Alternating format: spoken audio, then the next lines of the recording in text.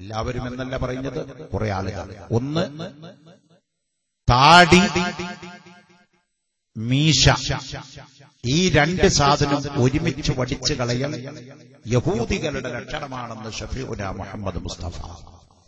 അതുകൊണ്ട് അല്ലാഹുവിന്റെ റസൂൽ പറഞ്ഞു, നിങ്ങൾ താടി വെക്കുക, മീശ ചുണ്ടിന്റെ ചുവപ്പ് കളർ കാണുന്ന രൂപത്തിൽ വെട്ടി ഭദ്രമാക്കി വെക്കുക കേട്ടോ. പുരുഷന്മാര് താടി വെക്കുക, മീശ ചുണ്ടിന്റെ ചുവപ്പ് കളർ കാണുന്ന രൂപത്തിൽ വെട്ടി ഭദ്രമാക്കി വെക്കുക. അതാണ് ഉമ്മത്ത് മുഹമ്മദിന്റെ അലാമത്ത്. നേരെ മറിച്ച് താടി വടിക്കുകയും മീശ വടിക്കുകയും ചെയ്യുന്നത് യഹൂദികളുടെ ലക്ഷണമാണ്.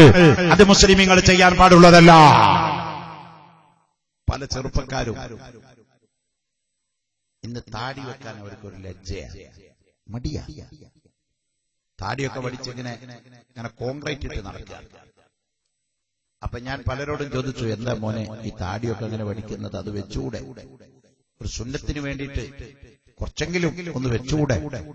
വലിയൊരു താടി വെക്കുന്നില്ലെങ്കിലും ആ ഹറാമിൽ നിന്ന് രക്ഷപ്പെടാനും സുന്നത്ത് കിട്ടാനും വേണ്ടിയിട്ട് താടി വടിക്കൽ തഹരീമിന്റെ കറാഹത്താണെന്ന് ഉലമാഇന്റെ ഇടയിൽ ഇഖ്തിലാഫുള്ള കാര്യമാണ്. ഹറാമാണെന്നും അതല്ല തഹരീമിന്റെ കറാഹത്താണെന്നും ഉലമാഇന്റെ ഇടയിൽ ചർച്ച ചെയ്യപ്പെടുന്ന വിഷയമാണ്. ആവട്ടെ, ഏതായാലും അതൊരു നല്ല ഏർപ്പാടല്ല താടി വടിച്ചു കളയുന്നത്. അപ്പൊ അതുകൊണ്ട് ഞാൻ പല ചെറുപ്പക്കാരോടും ചോദിച്ചു, എന്താണ് ഈ താടി വെക്കാത്തതിന്റെ രഹസ്യം? അവ ചെറുപ്പക്കാരുടെ മറുപടി, എനിക്ക് താടി വെക്കണമെന്നുണ്ട്, പക്ഷെ ഭാര്യ സമ്മതിക്കുന്നില്ല. എന്താ കുഴപ്പം? ഭർത്താവിന് താടി വെക്കണമെന്നുണ്ട്, ഭാര്യ സമ്മതിക്കുന്നില്ല. എന്റെ പ്രിയപ്പെട്ട ഉമ്മമാരെ, നിങ്ങൾ സമ്മതിച്ചേ പറ്റൂ. അത് അല്ലാഹുവിന്റെ റസൂലിന്റെ അലാമത്താണ്. നബി സല്ലല്ലാഹു അലൈഹി വസല്ലം തങ്ങൾക്ക് താടിയുണ്ടായിരുന്നു. ആയിഷ ബീവിക്ക് അതിന് എതിർപ്പുണ്ടായിരുന്നു, ഖദീജ ബീവിക്ക് അതിന് എതിർപ്പുണ്ടായിരുന്നു, ഹഫ്സ റളിയല്ലാഹു അൻഹയ്ക്ക് അതിന് എതിർപ്പുണ്ടായിരുന്നു. അവരൊക്കെ ആ താടിയെ ബഹുമാനിച്ചവരായിരുന്നു. അതുകൊണ്ട് നിങ്ങളുടെ ഭർത്താക്കന്മാര് താടി വെക്കാതിരിക്കുമ്പോ നിങ്ങൾ അവരെ ശകാരിക്കുന്ന പെണ്ണുങ്ങളാവണോ? അല്ലാഹുവിന്റെ റസൂല് പറഞ്ഞില്ലേ, ഒരു സാലിഹത്തായ പെണ്ണിന്റെ അടയാളം എന്താണ്? ഒരു സാലിഹത്തായ പെണ്ണിന്റെ അടയാളം, ഒരു പെണ്ണിനെ പറ്റി അവള് നല്ല സാലിഹത്തായ പെണ്ണാണെന്ന് എങ്ങനെ പറയാൻ പറ്റും? നമ്മളൊക്കെ പറയാറുണ്ടല്ലോ, അദ്ദുന്യാമത്താൽ, ദുന്യാവ് മുഴുവൻ നല്ല മുന്തിയ ചരക്കുകളാണ്.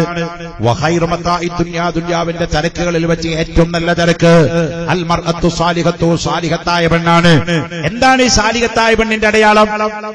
നബി സല്ലല്ലാഹു അലൈഹി വസല്ലം തങ്ങൾ പറയുകയാണ്, സുബഹി നമസ്കാരത്തിന് ഭർത്താവിന്റെ മുഖത്ത് വെള്ളം തെളിച്ച് ഉണർത്തുന്ന ഭാര്യയുണ്ടല്ലോ, അവള് സാലിഹത്തായ പെണ്ണാണ്.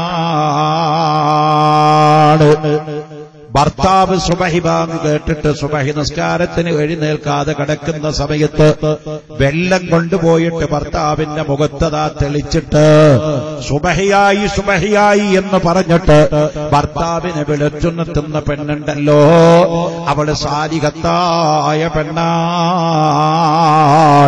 അതുകൊണ്ട് പ്രിയപ്പെട്ട പെണ്ണുങ്ങളെ, നിങ്ങൾ താടി വെക്കുന്ന ഭർത്താക്കന്മാരെ ഇഷ്ടപ്പെടുന്നവരാകണോ?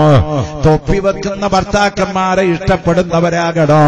തലയെക്കെട്ട് കെട്ടുന്നവരെ ആദരിക്കുന്നവരാകണോ?